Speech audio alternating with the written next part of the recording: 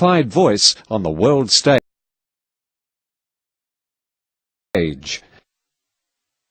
In order to pick an EU president, leaders must strike the right balance between different countries. While there are still no official candidates, more than half a dozen politicians are said to be in the running. The most possible candidate is Belgian Prime Minister Herman van Rompuy. Despite coming to power less than a year ago, he has proved a steady hand running a difficult coalition during the financial crisis. Dutch Prime Minister Jan-Peter Balkenende and Luxembourg Premier Jean-Claude Juncker are Van Rompuy's two rivals. Meanwhile, former British Prime Minister Tony Blair's chances seem to have receded after failing to win the backing of European socialists. His candidacy has been hampered by his strong advocacy for the war in Iraq. Welcome to Dialogue, sir. Do you think the European Council needs a super political star such as Tony Blair, former British Prime Minister, or a supporting role such as a former head of state like those from Belgium, Luxembourg or the Netherlands? No, it will not need a superstar like Tony Blair, and this is not what we'll get later today. We'll have a chairman of the board. That's the kind of person that the European Union will be comfortable with, someone who knows the European Union, someone who can craft compromises, someone who can call up leaders and say, look, you haven't fulfilled your promises, what's happening here? So a chairman rather than a president, that's what the European Union will be getting tonight. But Mr. Hauslag, how do you define the level of comfort with regard to the production of the first full-time president within the European Council? Well, I think essentially, as my colleague mentioned, we don't need to have a kind of a political superstar. What we need is a clever mediator who is able to somehow define a common interest and also to build more consensus between the different interests from the 27 member states. So I think we need someone who is able to build political bridges and to foster a clear internal vision about our position in the world and also about how we would like to develop our internal market and economy. I think these are the two fundamental challenges that we are confronted with. Given the current complex mindset of the given the complex mindset of the current 27 leaders within the European Union, do you think consensus is more of a problem or a current virtue for all the member states? Well, it's obviously more difficult when you have 27 member states around the table, but the reality is the European Union almost never votes on any subject, but the threat of ultimately voting is what spurs people on to make compromise. The European Union is a deal-making machine. We make deals in Brussels every day of the week, every week of the year, and it's in our blood. And therefore you need, as Jonathan said, someone who can craft a compromise. And this, I think, is what the European Union will go for this evening, a chairman. But what do you think of the mechanism behind the momentum of the regional economic integration and political integration as well of the European Union? Do you call those participants of this historic regional process or regional integration process power brokers or voters in their serious sense?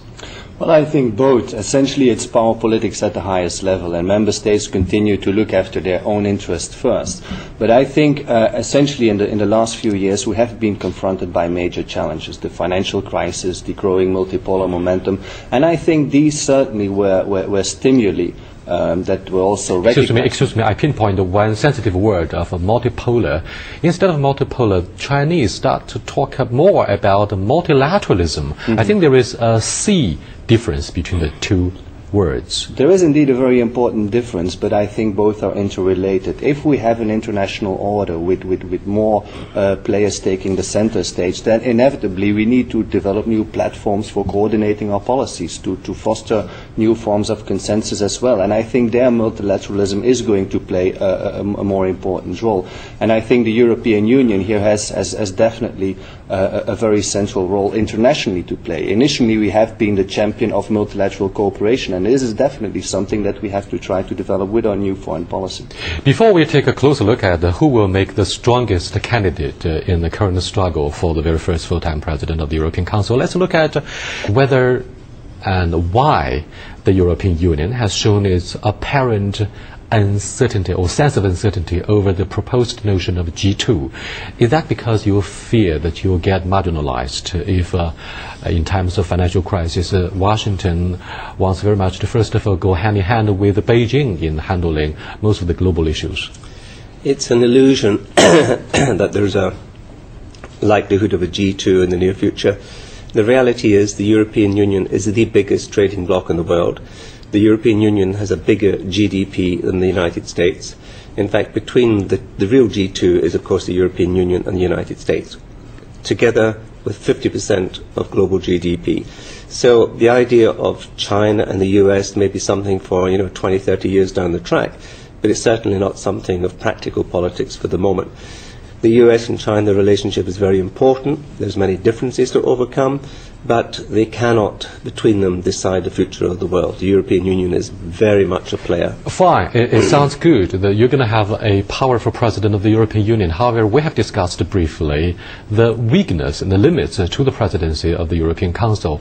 To what degree do you think this man, be it Tony Blair or someone from Belgium, could represent all of the 27 member states in dealing with a strong power such as China? Mm-hmm. Well, essentially, again, I think the precondition is to have a very intensive internal process of consensus building, and only if we arrive at that stage, I think there could be a true representation of the European Union as a bloc.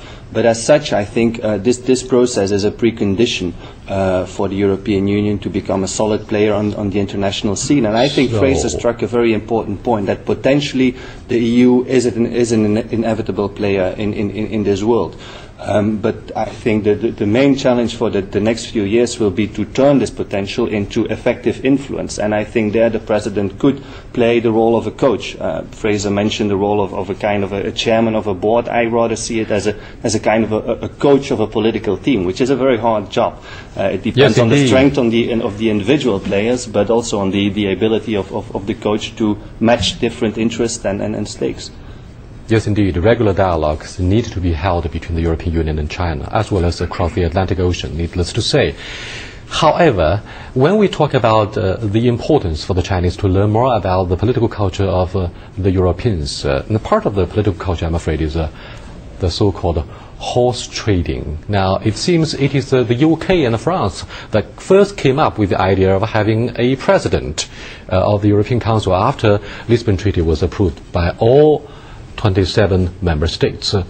Now, is that more of a private arrangement by power brokers, and how do you look at the last moment when the UK felt it had been betrayed by French President Nicolas Sarkozy after an alleged deal has been reached between Germany and Nicolas Sarkozy over who should become the next president?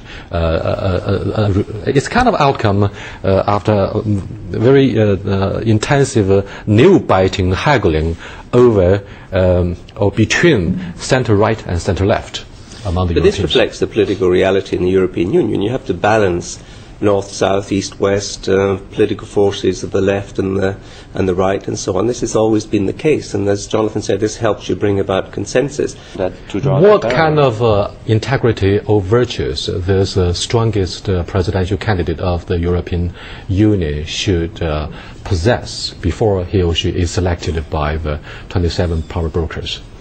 Well, it's vital not to step on any sensitive tool. That's I think the first step. He should not provoke or confront any of the big member states. That's and you think that Tony Blair is likely to provoke and confront others? Yeah, sure. And the capability and the political glow of all other 27 members is likely to be overwhelmed by the super political star Tony Blair?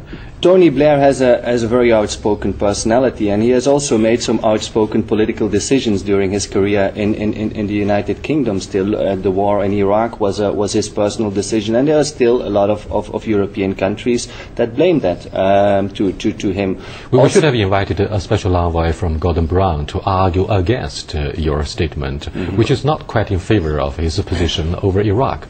Mm-hmm. Well, I don't say that his historical position on Iraq should